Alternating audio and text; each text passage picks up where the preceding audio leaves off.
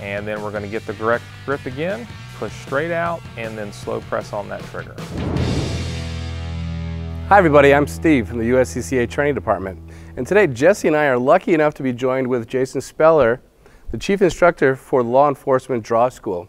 And one of the things that we've been learning from Jason is that we've got an incredibly powerful tool that's incredibly affordable that we can use to increase the value of our dry fire practice while we get the repetitions that we need to build our skills.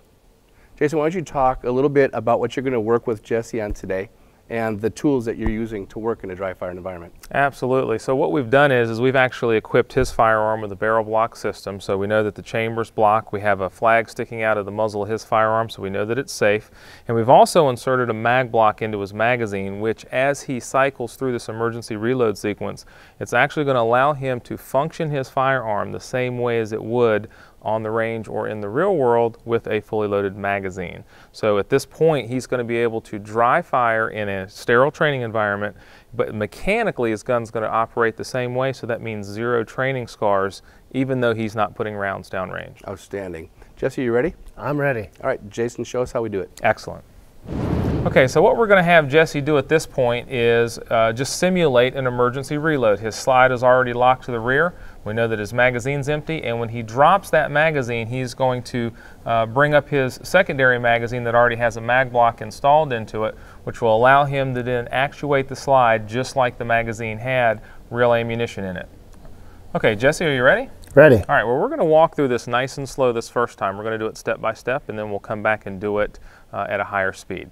So the first thing that we're going to do is we're going to look at the entire platform and how we have this set up. Your slide's locked to the rear to simulate that the firearm is empty. You've got great grip angles with your grip, and your thumbs are up controlling the firearm from the side. So what we're going to do here is we're going to simulate that the firearm is empty. We're going to start bringing your support hand back and indexing our magazine, bringing the firearm into our workspace. And as we do that, use the natural twisting motion of the wrist to help extract the firearm's magazine out of the magazine well. Okay, index your magazine, bring it up, one tap straight in. Now what we're going to do here is we're going to roll and rack, not just because of the equipment on your firearm, but also to make sure that we're using body mechanics correctly, and we're going to manually charge the firearm.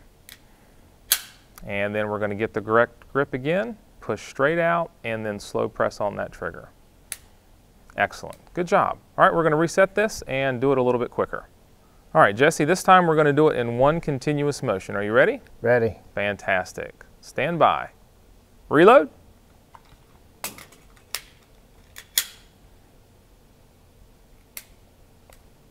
Excellent. Jesse, what did you think of that? Well, a little bit different way of doing things, so I had to slow it down to make sure I get it right. Okay. I mean, what's different? Using the BarrelBlock, right? Yes. I mean, because we've done this hundreds of times, but now we've done it in a way that makes it a lot more beneficial because we're using our own firearm, right? Right. Jason, what do you want to add to this? The key thing really is just safety here. Obviously, make sure that your training environment is sterile. We want to make sure that that BarrelBlock is locked into the firearm so that we know that it's operating correctly.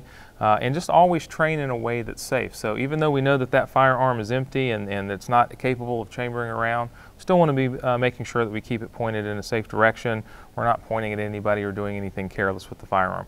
And if you do that, it really allows you to duplicate a lot of things that you would traditionally experience on the range in the safety and security of a training environment, but you still have the realism without the training scars. Outstanding. Thanks a lot, Jason. Jesse, thanks for demonstrating for us today. Thank you for joining us. And always, train hard, train safe, and train always. I got that always in there again. Thank you. I say always twice. Everybody that joined us, I appreciate you and thank you for being here with us. I hope that you've got something that you can take home and use to be able to improve your skill set. And don't forget, train hard, train safe, and train always. Have a great day.